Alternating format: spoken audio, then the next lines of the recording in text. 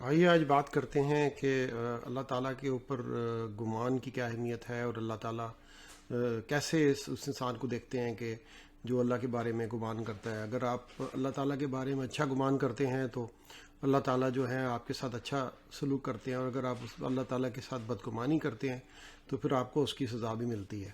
جیسے اگر کوئی شخص ہمیشہ یہ فکر میں رہتا ہے کہ وہ بیمار ہو جائے گا، تو یا تو وہ لگتا ہے یہ ایسا ہوتا ہے کہ وہ واقعی بیمار ہو جاتا ہے، یا کوئی کہتا ہے کہ میری تو نوکری ختم ہو جائے گی تو واقعی اس کی نوکری ختم ہو جاتی ہے، یا کوئی ماں ہے کہتی ہے میرے بچہ بیمار ہو جائے گا تو وہ بچہ واقعی بیمار ہو جاتا ہے۔ اس کی بنیادی وجہ یہ ہے کہ آپ اللہ تعالیٰ سے اچھی توقعات رکھنے کے بجائے اللہ تعالیٰ کے بارے میں بدگمانی کا شکار ہوتے ہیں۔ تو اللہ کو اپنے بارے میں بدگمانی پسند نہیں ہے۔ اللہ کہتا ہے میرے بارے میں اچھا گمان کرو۔ حضرت عبداللہ ابن مسعود سے روایت ہے کہ انہوں نے فرمایا کہ مجھے قسم ہے اللہ تعالیٰ کی، جس نے بھی اللہ پر اچھا گمان رکھا اللہ تعالیٰ اس کے گمان پر پورا اترتے ہیں، کیونکہ زمین و آسمان کے تمام خزانے اللہ تعالیٰ کے پاس ہیں، اس کے پاس کسی چیز کی کمی نہیں ہے۔ تو جب آپ اس کے بارے میں اچھا گمان رکھتے ہیں، آپ سوچتے ہیں کہ اللہ تعالیٰ میرے لیے جو بھی کرے گا اچھا کرے گا، تو اللہ تعالیٰ اس کے ساتھ اچھا ہی کرتا ہے۔ سورہ حجرات کی آیت نمبر 21 جو ہے وہ انسان کو ایک نئی امید دلاتی ہے۔ اس میں فرمایا گیا کوئی چیز ایسی نہیں جس کے خزانے ہمارے پاس نہ ہوں۔ تو جب اللہ تعالیٰ کے پاس ہر چیز کے خزانے ہیں، اور جب وہ آپ کو دیتا ہے تو اس کے خزانے میں کوئی کمی بھی نہیں آتی، تو جب اللہ دیتا ہے تو وہ اللہ تک کی حیثیت سے دیتا ہے۔ وہ ایسے دیتا ہے کہ جیسے دینے کا حق ہوتا ہے، وہ یہ نہیں دیکھتا کہ بندہ کیا مانگ رہا ہے، وہ اپنے رب ہونے کی حیثیت سے آپ کو عنایت کرتا ہے۔ تو وہ جب عنایت کرتا ہے تو پھر اس کا جو رحمت ہے وہ بے شمار ہے۔ ایک جگہ پہ ایک حدیث قدسی کا ذکر کرنا چاہوں گا کہ رسول اللہ صلی اللہ علیہ وسلم نے فرمایا انا اندا ون عبدی بی، میں اپنے بندے کے گمان پہ پورا اترتا ہوں۔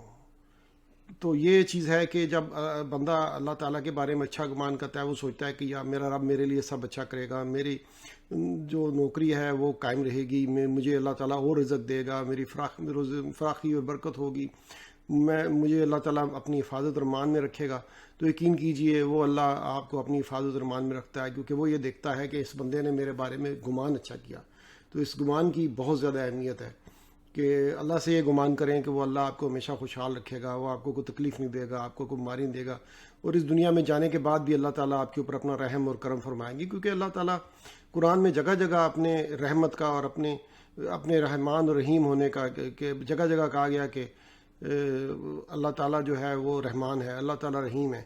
تو پھر ہمیں فکر کرنے کی کیا بات ہے، جب وہ اتنی بڑی بڑی بار بار وہ اپنی رحمت اور اپنی برکت کا ذکر کرتا ہے، تو پھر ہمیں پورا یقین ہونا چاہیے کہ اللہ تعالیٰ جو بھی ہمارے ساتھ کرے گا وہ اچھا ہی ہوگا، اور اس کے اچھے ہی نتائج نکلیں گے۔ تو یہ ایک بڑی اہم بات ہے۔ اس کے علاوہ قرآن میں اللہ تعالیٰ فرماتے ہیں کہ وَيُعِذِّبُ الْمُنَافِقِينَ وَالْمُنَافِقَاتِ وَالْمُشْرِكِينَ وَالْمُشْرِكَاتِ۔ تو اس سے مطلب یہ کہ اللہ ان منافق عورتوں اور مردوں کو اور اللہ تعالیٰ منافق عورتوں اور مردوں کو اور مشرک عورتوں اور مردوں کو سزا دے گا، کیونکہ جو لوگ ہیں یہ وہ لوگ ہیں جو کہ اللہ تعالیٰ کے بارے میں بدگمانی کرتے ہیں۔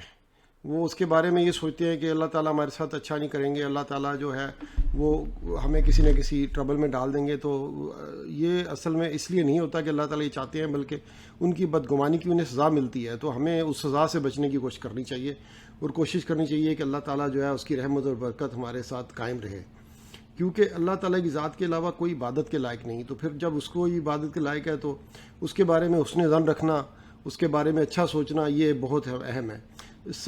جو سلف صالحین میں سے کسی نے کہا کہ مجھے قسم اس ذات کی جس کے سوا کوئی عبادت کے لائق نہیں، بندے کو حسن ظن سے بہتر کوئی چیز عطا نہیں کی گئی۔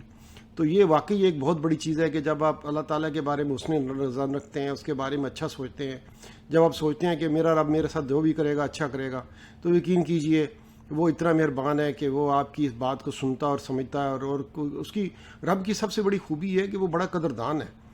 تو اس کی قدردانی کو جانیے، اس کی قدردانی کو پہچانیے، اس کی رحمت کو پہچانیے، اس کے کرم کو پہچانیے۔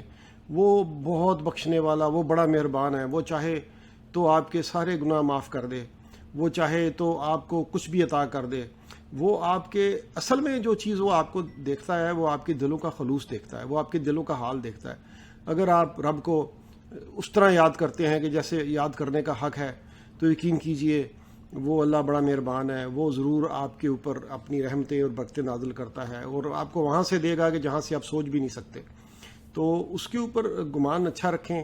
اور یہ بات ہے کہ ایک اور بات جو آتی ہے کہ ایک دلیل ہوتی ہے زندہ رہنے کی، ایک دلیل ہوتی ہے کہ دنیا سے چلے جانے کی، مر جانے کی.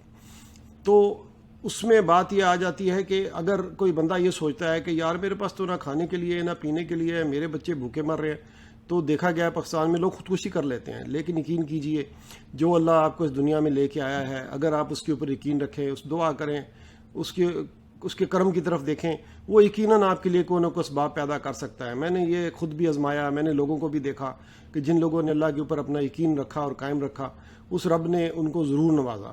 اور وہ لوگ جو ہے الٹیمیٹلی اگر کوئی بڑی ٹربل میں تھے تو اس ٹربل سے نکل گئے، صرف اس وجہ سے کہ انہوں نے اللہ کے بارے میں اچھا گمان کیا. تو اللہ کے بارے میں اچھا گمان کریں، اچھا سوچیں. مجھے یقین ہے کہ میرا رب آپ کے ساتھ جو بھی سلوک کرے گا وہ اچھا کرے گا، یہاں پہ بھی اور آخرت میں بھی. آپ لوگ حیران رہ جائیں گے کہ اللہ تعالیٰ نے صرف آپ کے اچھے گمان کی وجہ سے آپ کے ساتھ کتنا اچھا سلوک کیا، اللہ تعالیٰ نے آپ کو کتنا نوازا، اور اللہ تعالیٰ کیا کچھ کر سکتا ہے آپ کے لیے. آپ کا واچ کرنے کا بہت بہت شکریہ.